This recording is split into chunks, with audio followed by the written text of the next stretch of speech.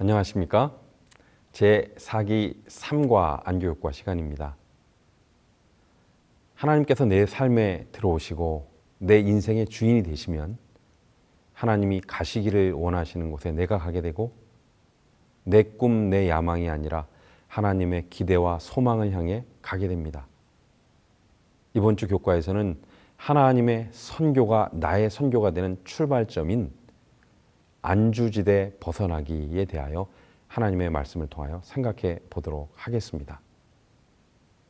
먼저 기도하고 시작하도록 하겠습니다. 하나님 감사합니다.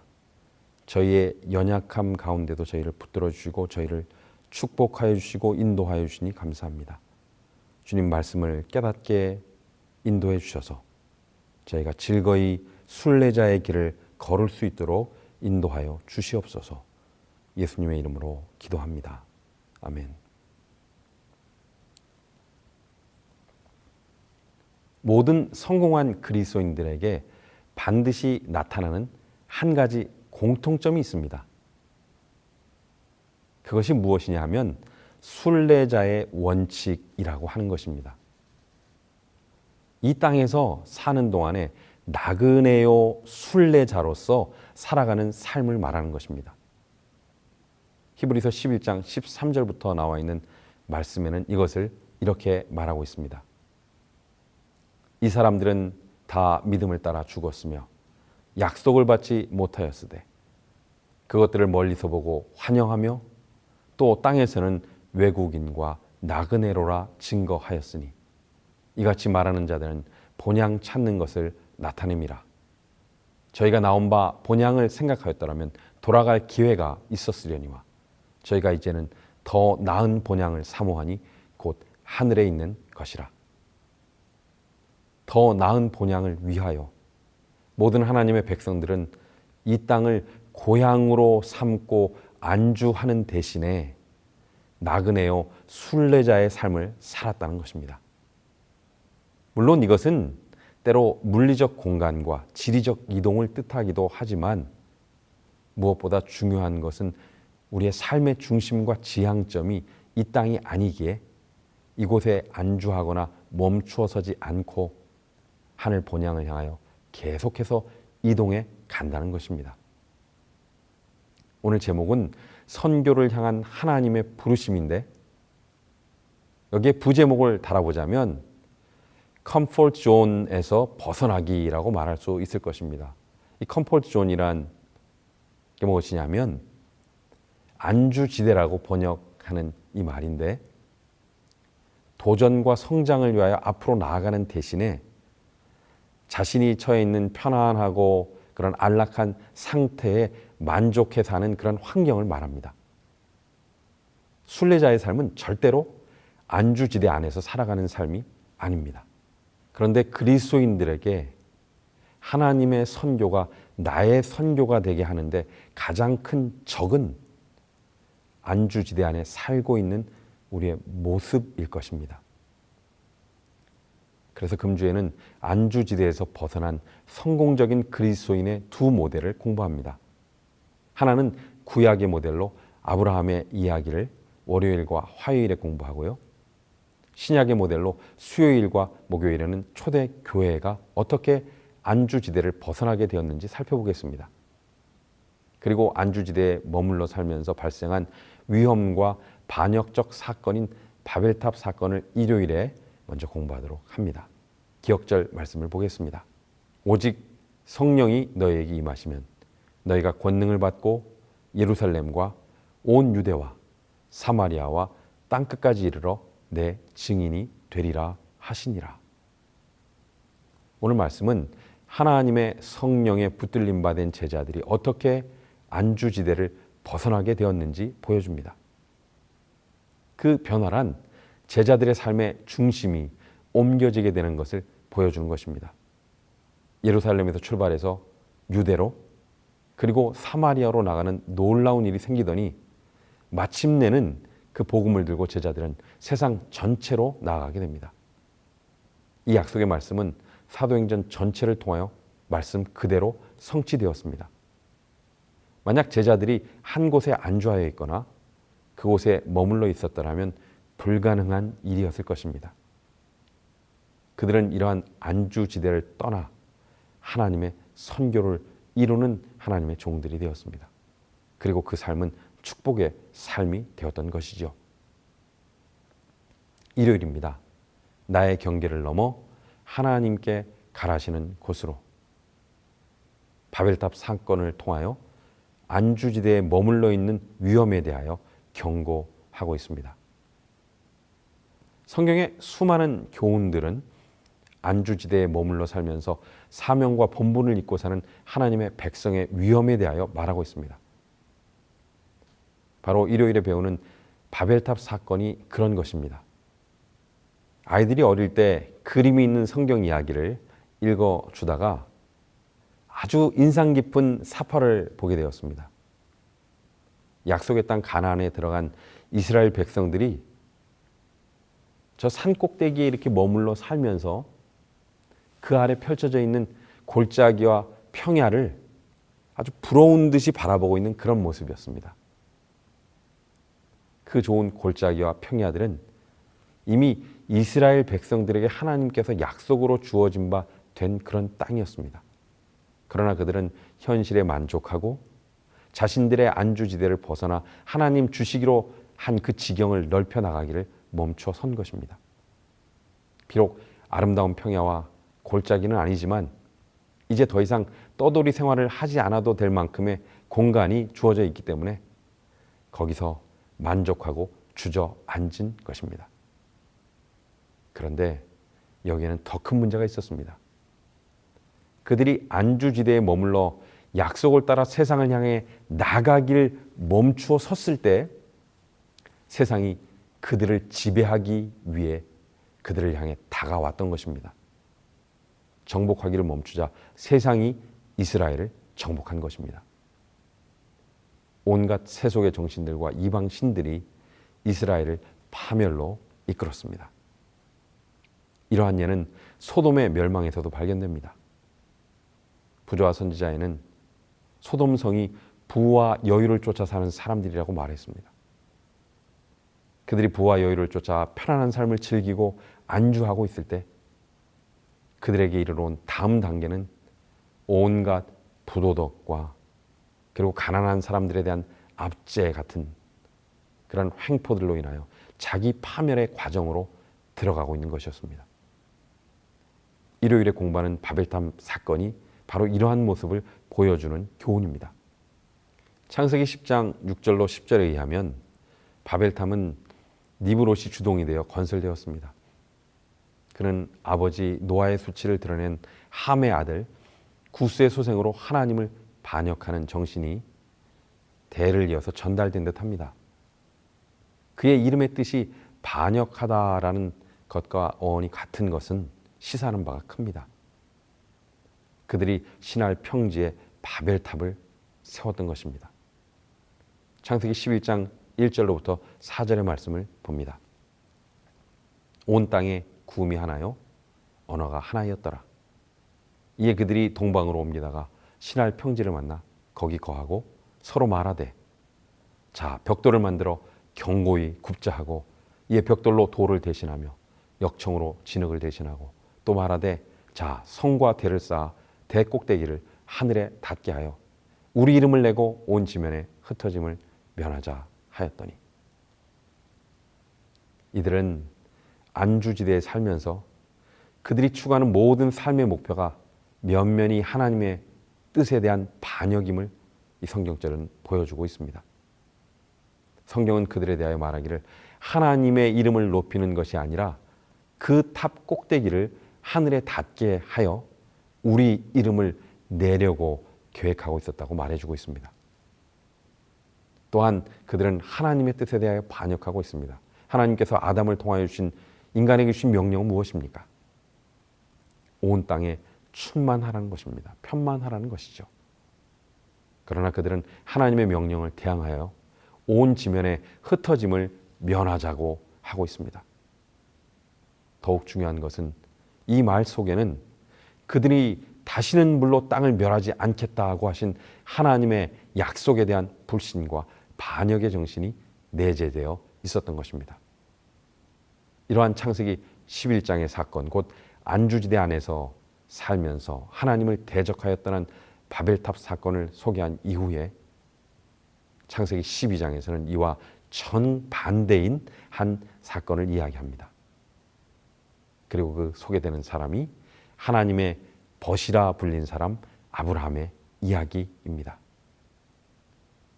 이제 월요일에는 구약의 모델인 안주지대를 벗어난 아브라함의 이야기가 소개됩니다.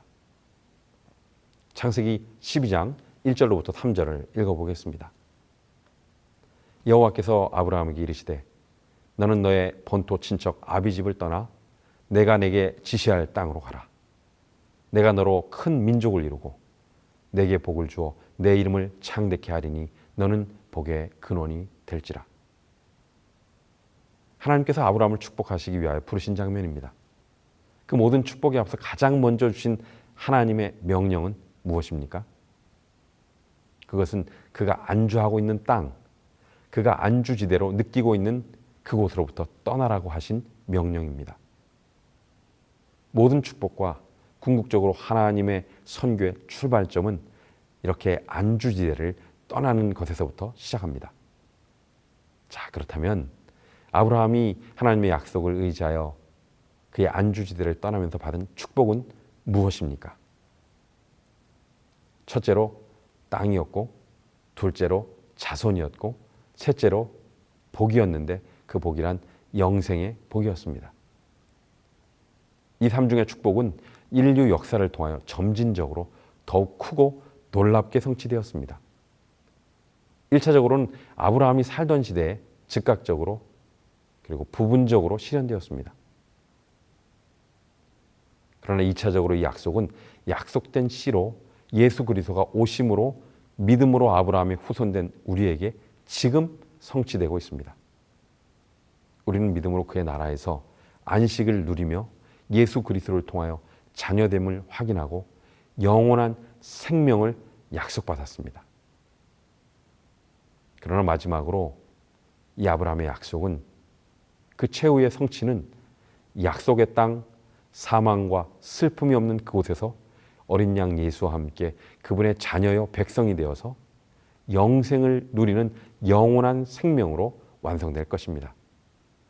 그래야 이 약속은 아브라함과 그의 육적 자손인 이스라엘 사람들에게만 적용되는 것이 아니라 예수께서 말씀하신 것처럼 믿음으로 그의 자손된 우리 모두에게 적용되는 것이며 그의 사명은 그의 자손들인 우리를 통하여 여전히 성취되고 있는 것입니다.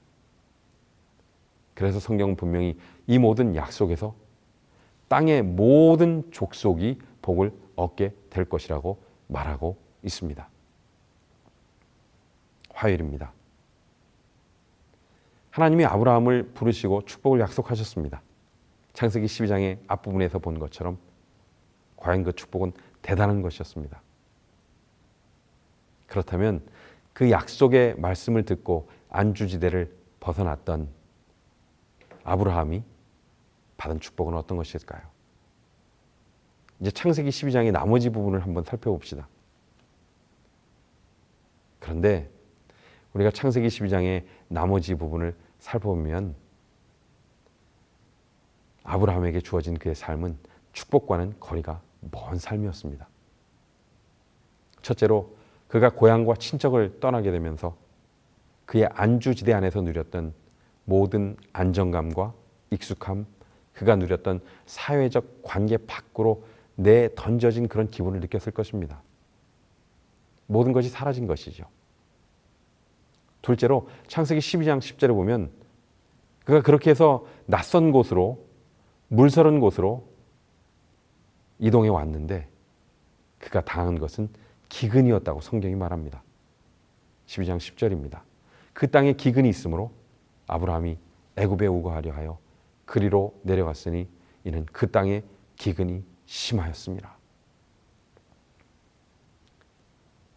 그의 식솔들과 가축들이 말라 죽을 위험에 처한 것입니다. 그런데 그뿐만이 아니었습니다. 그 다음에 소개되는 아브라함의 상황은 더 심각합니다. 기근을 피해서 애굽으로 겨우 피신해 갔더니 이번에는 거기서 자기 아내를 탐내는 백성들을 만나게 됩니다. 아브라함은 생각하기에 아내를 차지하기 위해서 자신을 죽일 것 같은 그런 위협을 느끼게 된 것입니다. 여러분, 이 모든 일이 축복입니까? 그런데 이 모든 것이 아브라함을 안주지대에서 나오라고 하시며 축복을 약속하시자마자 일어나고 있는 창세기 12장의 나머지 부분이라는 것입니다. 혹 우리의 신앙 경험에서 이런 일들을 겪고 있지는 않습니까? 하나님의 약속을 따라 믿음으로 나선 길이 더 힘들고 더 어렵고 더 우리를 좌절하게 만들고 있다고 느끼지는 않습니까? 아브라함의 시험을 이야기하는 장면을 부조와 선지자는 이렇게 말하고 있습니다. 하나님께서는 당신의 백성이 시련을 당하도록 허락하시는데 그것은 자신들의 성실성과 순종으로 그들 스스로가 영적으로 부요하게 되며 그들의 모본이 다른 사람들에게 힘의 근원이 되도록 하기 위함이다. 하나님은 큰 그림을 가지고 계셨고 아브라함이 이 시험을 통하여 더 큰 축복의 사람이 되기를 원하셨던 것입니다. 하나님은 그의 사람들을 혼자 보내지 않으셨고 비록 그가 힘들고 어려운 상황에 놓여 있다 할지라도 그의 선교 현장에 함께 계셨습니다. 그런데 이 위기의 때에 아브라함은 어떻게 됐습니까? 아브라함은 실패했습니다. 약속의 후손을 낳아야 하는 그 아내를 팔아먹고 이방 사람들을 속였습니다. 자칫 잘못하면 약속의 후손을 낳을 아내가 다른 사람의 아이를 낳을 뻔했습니다. 그리고 그 대가로 재물을 얻었습니다. 그런데 하나님께서 그 위기의 순간에 개입하셨고 그 아내가 극적으로 구출되었습니다. 그리고는 그 모든 사건의 전모가 드러났습니다. 하나님의 마음을 전하는 선교의 통로가 되어야 하는 아브라함, 그 일을 위하여 안주지대를 벗어나게 되었던 아브라함이 이방 사람들 앞에서 얼마나 부끄러운 일을 당한 것입니까? 그보다도 아마도 더 부끄러움을 당하신 분은 하나님이 아니셨을까요? 그러나 하나님은 그의 연약함을 보듬어 안으시고 용서하시고 여전히 그를 부드럽게 인내로 인도하시고 계속하여 축복과 선교의 통로가 되도록 인도하셨습니다. 많은 재물을 가지고 그것을 떠나도록 인도하셨습니다.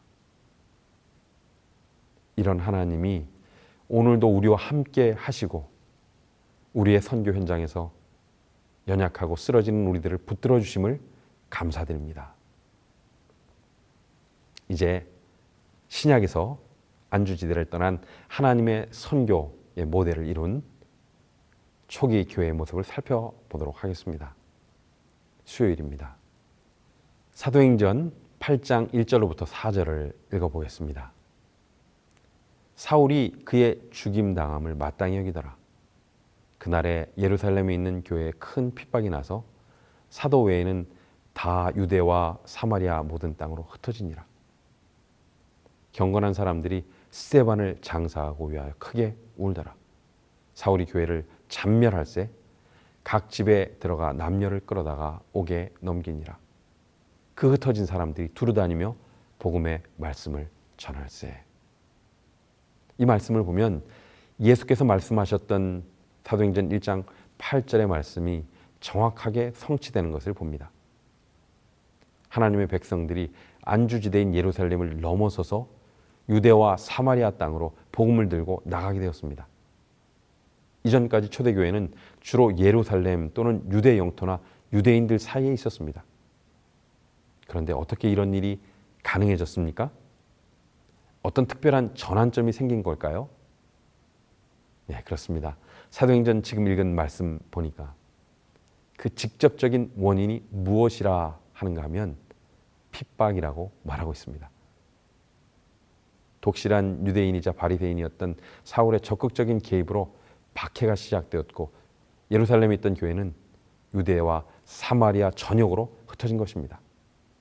박해를 피하여 성도들이 예루살렘 밖으로 나가기 시작했습니다. 그리고 사방으로 흩어진 성도들은 불씨처럼 그들의 복음의 불씨를 여기저기 옮겨 나르기 시작했습니다. 그런데 그 원인이 자발적인 것이라기보다는 핍박이라는 어쩔 수 없는 상황이라는 것입니다. 다시 말하면 초기 그리스도인들에게도 자신의 안주지대를 벗어나서 세상을 향하여 나가는 일은 쉽지 않았던 것입니다. 무엇보다 그들의 마음속에 남아있는 자신들이 그어놓은 그 선을 넘어가기가 어려웠습니다. 그들의 선민사상이나 이방인과의 차별과 같은 것들은 심지어는 육체적으로는 핍박에 의하여 지경을 넘어서 다른 곳에 가 있었지만 여전히 그들은 각처의 유대인 거주지나 그 인근 지역에서만 말씀을 전하고 있었습니다. 성경이 말하는 것처럼 심지어 베드로는 이방인들과 함께 있는 모습을 보이는 것조차 꺼려했습니다. 그래서 하나님은 사도행전 10장에 고넬료와 베드로를 연결시키시고 이상 가운데 직접적으로 역사하십니다. 그렇게 하여 그들이 안주지대를 벗어나도록 도우신 것입니다. 그리고 순종하는 종들은 하나님의 선교의 통로가 되었습니다. 이제 목요일입니다. 내가 있는 곳에서 시작하기. 자, 그렇다면 우리는 어떻게 구체적인 방법으로 우리의 안주지대를 벗어날 수 있을까요? 목요일 교과는 이런 구체적인 방법을 제시하고 있습니다. 사도행전 1장 8절을 다시 한번 읽어보겠습니다. 여기 예수님께서 제시하신 우리 주님이 제시하신 구체적인 방법이 여기 있습니다. 오직 성령이 너희에게 임하시면 너희가 권능을 받고 예루살렘과 온 유대와 사마리아와 땅끝까지 이르러 내 증인이 되리라 하시니라. 먼저 성령의 감동을 따라 그들이 지금 살고 있는, 그들이 발붙이고 있는 땅, 바로 자신의 지역인 예루살렘에서 시작해야 한다고 주님은 말씀합니다. 복음이 결국 땅까지 가게 될 것입니다. 그러나 그 시작점은 그들이 서 있는 그 자리, 그 동네에서 시작되어야 한다는 점입니다. 거기서 시작되지 않으면 결코 다음 지역으로 확장될 수 없습니다. 오늘날도 마찬가지입니다. 먼저 내가 오늘 현재 서 있는 이곳에서 시작되어야 합니다. 우리들의 가족, 우리들의 이웃, 그리고 우리의 일터에서 시작되어야 합니다. 그러한 면에서 안주지대를 벗어나야 한다는 말은 지역이나 지리적 이동을 뜻하거나 물리적인 공간을 벗어나는 것 이상을 말합니다. 어떤 사람들은 하나님의 증인이 되기 위해 먼 나라, 낯선 문화권으로 떠나는 데에만 관심을 보이면서 정작 바로 자기 주변에 있는 사람들에게는 증거하지 않는다. 교과의 저자가 이렇게 말하고 있습니다. 우리는 자신이 있는 곳에서 시작하여 거기서부터 주님이 인도하시는 대로 나아가야 하는 것입니다. 선교학자인 데이비드 헤셀그레이브는 이런 이야기를 합니다. 선교사가 수천 킬로미터의 멀고 고된 길을 복음을 전하러 가지만 가장 큰 문제는 불과 몇 센티미터 앞에서 발생하게 된다는 것이다. 하나님의 사랑으로 현지인들의 문화와 그들의 마음을 어루만지지 못한다면 수천 킬로미터를 왔지만 몇 센티미터의 거리를 해결하지 못하여 모든 것이 물거품이 된다는 말입니다. 이 말씀을 우리에게 적용해 본다면 내가 매일 만나는 내 눈앞에 몇 센티미터 앞에 있는 사람들을 이해하고 사랑하지 못한다면 수천 킬로미터를 간다고 해도 아무 소용이 없다는 것입니다. 내 중심적인 사고, 내 편의를 위한 삶을 뛰어넘는 능력을 위로부터 우리 주님께로부터 받아야 하며 그것이 나의 안주지대로부터 나아가는 방법입니다. 그리고 이러한 정신으로 세계 선교를 향하여 땅 끝까지 갈 때에만 효력이 발생한다는 것입니다. 결론입니다. 안주지대를 벗어날 때까지는 결코 삶을 바꿀 수 없으며 변화는 안주지대의 끝에서 시작됩니다. 또 다른 분은 안주지대에 머무는 것은 우리의 용기와 확신에 있어서 가장 큰 적이다. 성공을 위하여 조언하는 사람들이 이구동성으로 안주지대를 벗어나라고 말합니다. 세상의 성공을 위하여 기껏해야 30년, 40년의 성공의 대가를 누리기 위하여 사람들이 이렇게 노력을 한다면 그 상급이 영원하고 영원할 하나님의 상급을 위하여는 우리 그리스도인들이 안주지대를 벗어나기 위하여 얼마나 더 애써야 할까요? 엘렌 지 화이트는 이렇게 말합니다. 하늘은 어쩌다가 떠밀려서 들어가게 되는 곳이 아니다. 아주 강한 말씀이죠. 편안하게 자기 자리에서 그냥저냥 사는 사람들이 들어갈 천국은 없다라는 것입니다. 천국은 하나님의 은혜로 끊임없이 안주지대를 벗어나 마침내 본향에 다다른 순례자들이 모인 곳이라는 뜻입니다. 오늘 우리가 벗어나야 할 나의 안주지대, 내가 편안하게 느끼며 버리고 떠나지 못하게 하는 것들은 무엇이 있습니까?